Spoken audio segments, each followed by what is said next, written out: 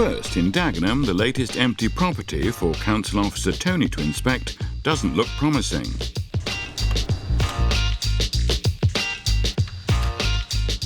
Another beautiful empty property on the borough. Absolutely delightful.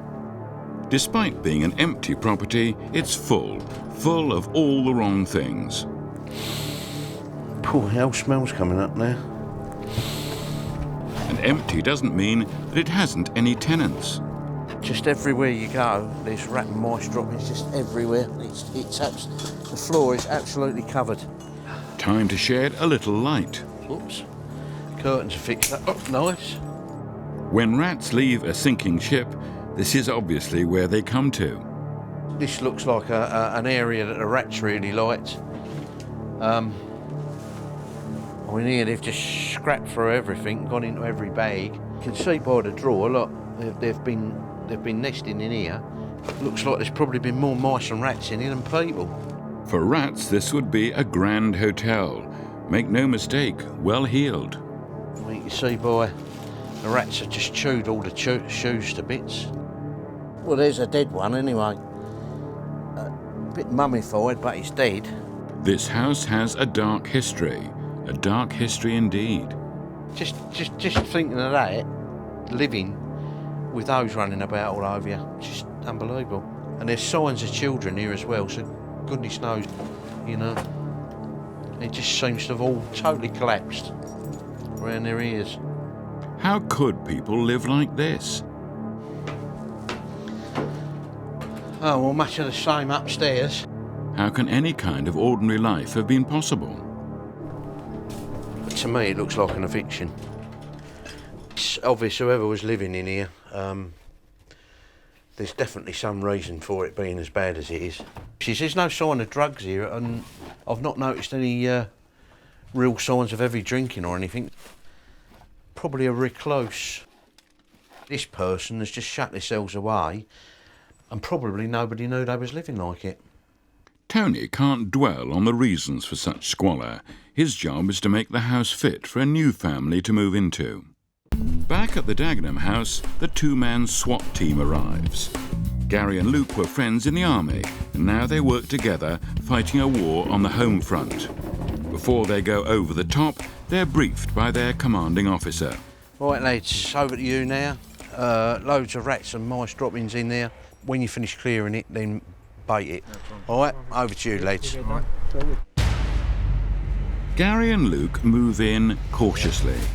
The key thing is to know your enemy. Stinks. You smell the rat straight away and see all the material, the nesting material around it. You see what they've been chewing on. It's all about breeding, bad breeding. Each female rat would have about 7 litters a year. Normally between about 6 and 10 in a litter at least. So that's around 70 babies per female per year. Once they've had their babies, they're ready straight away to reproduce again, aren't they? So you can imagine how fast this is going on if it's not getting treated. While Gary plans an all-out assault on the ground floor, seasoned tracker Luke goes behind enemy lines and picks up the trail. They're definitely using this path straight away. They're going up and down. Obviously, where their fur's dirty, they're just using this constant spot. It's just indicating where they're basically going. These are just called smear markings, and it's a good thing in a way because it helps you when you're baiting the problem and everything else. They're up against a ruthless, but certainly not a toothless, foe. Obviously, they've been getting in the drawers, but you can see how determined they do get. You can see where they've just been going in and out of that same hole. They can run, but they can't hide. Rats look like they're coming up through there. This is definitely a route for them to get through. This is a serious battle. Hygiene matters. This has to be sorted out. Gary and Luke begin by clearing out the big items. On this job, they don't need an alarm to tell them there's a problem. Well, there's a bad smell going in here. I don't know. We'll have a quick look, see what's in there.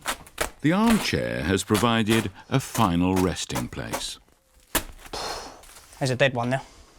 And that's what I could smell. Stinks. One thing you can say about Gary, he's got a nose for it. It smells a good thing and a bad thing in a way because It's a good thing because you know that there is something there. You know, but it's a bad thing because it stinks.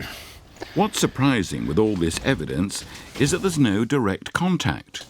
Where's the enemy gone?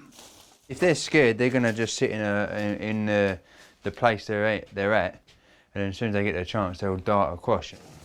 So far, in daylight, the enemy remains elusive. But before leaving, the lads prepare a surprise attack.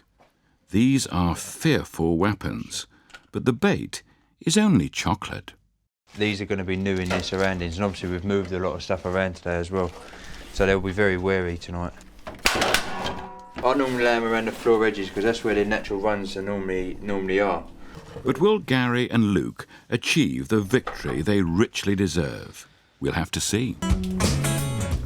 In Dagenham, Gary and Luke return to check the results of their handiwork. They've laid some fearful traps baited with chocolate, which they're convinced the rats will find irresistible. Still there. But oh dear, how disappointing. They haven't touched the trap so far. Nothing on this one. There's still a chance, though, upstairs.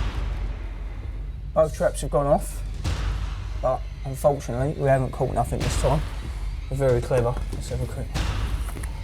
Now Luke makes a galling discovery. Chocolate completely gone. All eaten. The score so far is rats 2, rat catchers 0.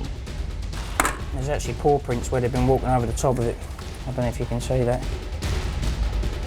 And cheeky with it.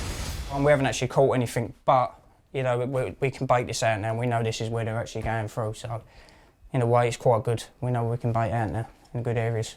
If at first you don't succeed, try something else. The plan is we'll have a game of 101. When we've finished, we'll get on. Just have a good clean up, really. The great rat catcher never gives up, even if the furniture has been moved right out of the house. Obviously, with all the urine and that's in there, when they get into a nest like this, it does make it stink bad. They'd drive you out of your house and home if you gave them the chance. Things like this, obviously, what they will do is they will literally drag that into the holes and go into that nesting area.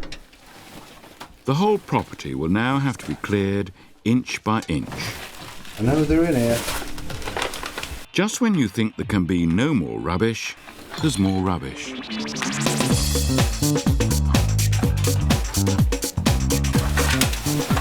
There's a dead carcass there. See all the bones in that display. There's another dead one there.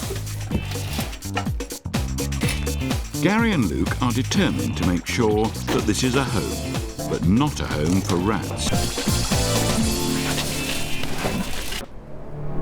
Back in Dagenham, Gary and Luke, despite their earlier setback, have not given up the fight. The house is now spotless. What a transformation. But they can't be complacent. After all, when the cat's away. But these little jobbies should do the trick. What we're going to do is we're going to place a load around. It's got a whole wheat bait in it, which contains an active ingredient called difenicum. What it does is it stops the blood from clotting within the rats by depleting the vitamin K in their body. It's one of the things they learnt in the army. Never take your enemy for granted. We went to school together. We joined in the army together. Although we was in different battalions, we was both in the green jackets. When you sort of get out of the army, you don't realise what you're going to get into. And it's just one of these things that, when you do get into it, we enjoyed it. It's good banter all the time, you know, you just got to crack on and laugh about it. Just got to keeps the job going, doesn't it? All done now, all done and dusted. Yeah. But have the enemy met their match? Since filming, we now know the Dagenham rats did meet their match.